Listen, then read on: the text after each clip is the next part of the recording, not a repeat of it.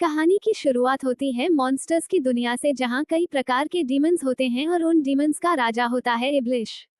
इब्लिश के दो बेटे थे, एक का नाम कालोस था और दूसरे का कृश। इब्लिश की पत्नी थी सोफिया। एक दिन इब्लिश कृश को शैतानों के एक सबसे बड़े दुश्मन के बारे में बताता है, वेवुल्फ मानव भेड़िए जो दिखते तो इंसानों की तरह ही थे, लेकिन समय आने पर वे अपने भयानक रूप में आ जाते थे। कृष अपने पिता से पूछता है, बाबा मायावी भेड़िए तो हमारी तरह है, फिर शैतानों से इतनी नफरत क्यों रहती है उन्हें? इब्लिश बताता है, वो भले ही हमारी तरह मॉन्स्टर है, लेकिन हमें शैतान और राक्षस कहा जाता है। बुराई का प्रतीक एक ऐसा जीव जो दूसरों का खून पीकर जिंदा रहता है। हमें काला साया, अंधेरों का फरिश्ता माना जाता है, बुराई का साया जिससे इंसानों की दुनिया को खतरा है। हमें प्रकृति का दुश्मन भी माना जाता है, हमारी दुनिया अंधेरों की दुनिया मानी जाती है।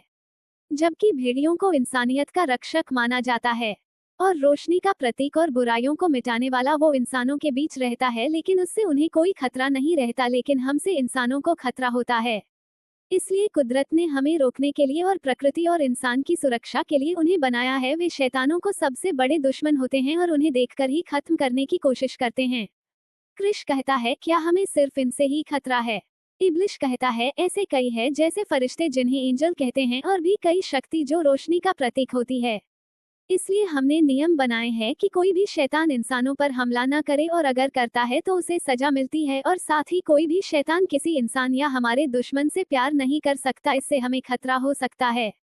एक दिन कृष देखता है कि डीमंस का एक ग्रुप ने एक भेड़िए को घेर लिया था। कृष भी वहां जाता है। बाद में वो भेड़िया कमजोर होकर गिर जाता है और अपने इंसानी रूप में आता है। तब उसे देखकर पता चलता है वो लड़की थी।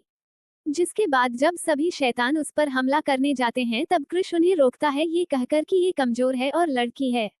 बाद में कृष उस वेवुल्फ लड़की का घाव ठीक करता है और उसका नाम पूछता है। तब उसे पता चलता है उसका नाम कायरा है। इसके बाद कृष कायरा को शैतानों की दुनिया से बाहर जाने का रास्ता बताता है। कुछ दिन बाद जब भी कृष कहीं जाता, उसे लगता कोई उसका पीछा कर रहा है। एक दिन कृष उस पीछा करने वाले को पकड़ लेता है और देखता है ये कायरा थी। इसके बाद कृष कायरा से कहता है, तुम फिर से गलती से यहाँ आ गई, तुम्हें पता रहना चाहिए कि यहाँ तुम्हारी जिंदगी को खतरा है। इसके बाद कृष फिर से कायरा को शैतानों की दुनिया के बाहर छोड़ता है। लेकिन इसके बाद भी कृष देखता है कि कायरा बार बार उसका पीछा करती रहती है। बाद में एक दिन कृष कायरा को पकड़ लेता है और उससे पूछता है, तुम जानती हो मैं तुम्हें इसी वक्त मार सकता हूँ, फिर क्यों मेरा पीछा कर रही हो? कायरा कहती है, मैं जानती हूँ तुम मुझे नहीं मारोगे। कृष कहता है, तुम मेरा पीछा क्यों कर रही हो? कायरा कहती है, क्योंकि मैं तुम्हें पसंद करती हूँ। कृष कहता है, भूल जाओ मुझे, मैंने सिर्फ एक बार तुम्हारी मदद की है। कायरा कहती है, नहीं कर सकती, मैं तुम्हें बहुत ज्यादा चाहती हूँ। कृष कहता है, तुम जानती नहीं क्या तुम कौन हो और मैं कौन? मैं शैतान हूँ और तुम भेड़िया। हम दोनों की दुनिया अलग है, हम दोनों जानी दुश्मन हैं, और अगर किसी को पता चला कि तुम यहाँ हो, वो तुम्हें मार देंगे, और तुम्हारे लोगों को भी ये पता चला कि तुम एक शैतान को चाहती हो, वो तुम्हें मार देंगे। कायरा कहती है, अगर ऐसा होता है तो मैं मरने को तैयार हूँ, लेकिन मुझे तुम्हारे साथ रहना है।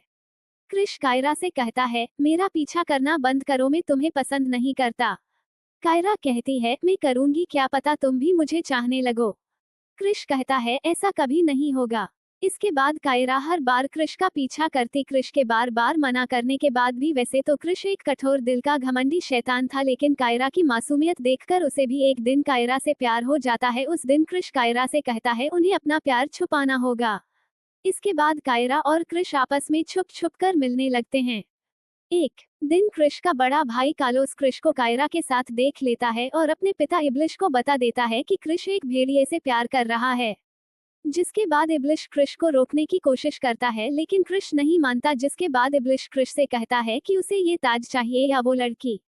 कृष कायरा को चुनता है। इसके बाद कृष जब कायरा से मिलने जाने ही वाला होता है, तब इब्लिश उसे बेहोश कर देता है और धोखे से कायरा को पकड़ लिया जाता है। बाद में जब कृष को होश आता है, तब उसे पता चलता है कि कायरा को मार दिया गया, क्योंकि ये नियम बनाए गए थे कि शैतानों के इलाके में कोई भेड़िया नहीं आ सकता, ना ही भेड़ियों के इलाके में शैतान।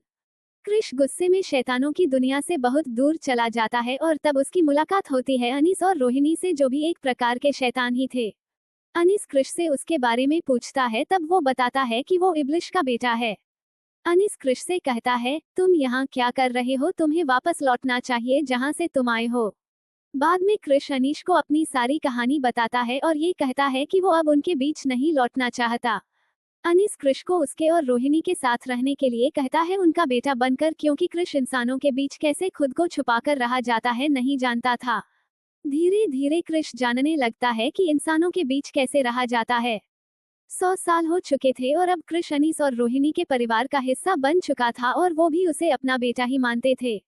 वे एक जगह पर ज्यादा नहीं टिकते थे और समय समय पर उन्हें अपनी जगह बदलनी पड़ती थी ताकि किसी को उनकी असलियत का पता न चलने। उन्हें कृष को पहले ही बता दिया था कि इंसानी दुनिया में शैतानों के कई दुश्मन होते हैं, जो कोई भी हो सकता है। उन्हें खुद को उन सब से छुपाना होगा और इंसानों पर शैतानों को हमला नहीं करना है, ये नियम के खिलाफ है। धीरे धीरे कृष भी इंसानी दुनिया के तौर तरीके समझ चुका था। इसी के साथ एपिसोड 1 खत्म होता है।